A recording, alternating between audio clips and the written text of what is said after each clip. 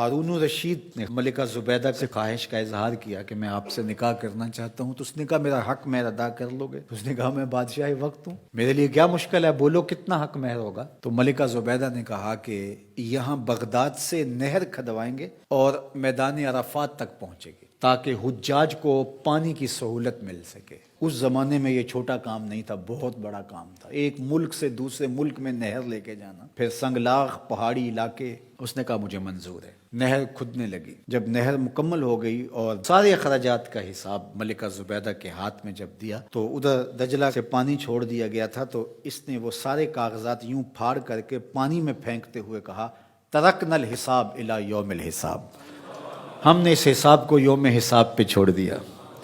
اللہ اکبر! آج ہم حساب نہیں کرتے، اللہ بھی ہمارا حساب نہ کرے۔ تو اللہ کی بارگاہ میں جب پیش ہو جاؤ، اس کے راہ میں دو، پھر بے حساب دیا کرو، اللہ ہمارا حساب آسان کر دینا۔ حضور علیہ الصلوۃ والسلام جب اللہ کے حضور دعا مانگتے تھے تو یہ دعا بھی کبھی مانگتے، اللہم حاسبنی حسابا یسیرا۔ اللہ اکبر! اللہ کے محبوب ہو کہ اللہ کی بارگاہ میں عرض گزار ہیں، اے اللہ میرا حساب آسان فرمانا۔ ام المومنین سیدہ عائشہ رضی اللہ تعالی عنہا فرماتی ہیں کہ حضور حساب یسیر سے مراد کیا ہے؟ تو آقا کریم نے فرمایا کہ بس اللہ کے حضور پیشی ہوگی، اللہ حساب دیکھے گا اور یوں ہی معاف کر دے گا۔ جس کا پھر حساب شروع ہو گیا فرمایا وہ ہلاک ہو گیا۔ اگر کسی کی جانچ پڑتال شروع ہو گئی تو پھر وہ نہیں بچ پائے گا۔ تو اللہ سے یہ بات عرض کرو کہ مالک میرا حساب یسیر فرمانا، آسان حساب، بلکہ مالک تو کریم ہے، تو نہ ہی حساب لینا، تو یوں ہی معاف کر دینا۔ تو اللہ کی بارگاہ میں جب ہم کہتے ہیں ربنا آتنا فی الدنیا حسنۃ وفی الآخرۃ حسنہ، تو حسنہ آخرت سے مراد ہوتا ہے مالک میرا حساب آسان ہو، فضا اکبر کے دن میں امن میں رہوں، اور مالک تو جنت میرا مقسوم فرما دے۔ اور آخری جملہ اس دعا کا وقنا عذاب النار، اور اللہ مجھے آتش دوزخ سے بچا لے۔ حسنات آخرت جب طلب کی تو اس نے دوزخ کے نجات کی دعا شامل تھی، کیونکہ جب دخول جنت کی دعا ہو گئی تو دوزخ سے بچیں گے تو جنت میں جائیں گے، لیکن الگ سے اس کا ذکر کر دیا گیا اس کی ہولناکی کی وجہ سے کہ وقنا عذاب النار، اے اللہ مجھے آتش دوزخ سے بچا لے۔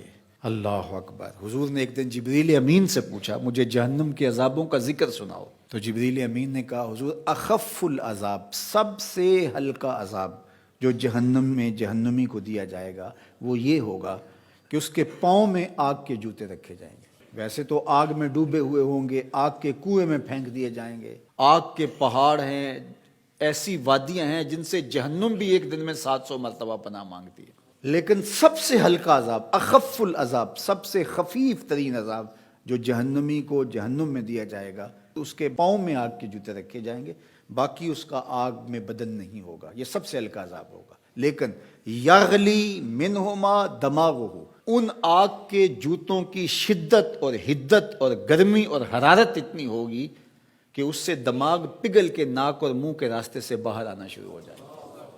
یہ سب سے ہلکے عذاب کی کیفیت ہے، جو سخت عذاب ہیں الیاذ باللہ۔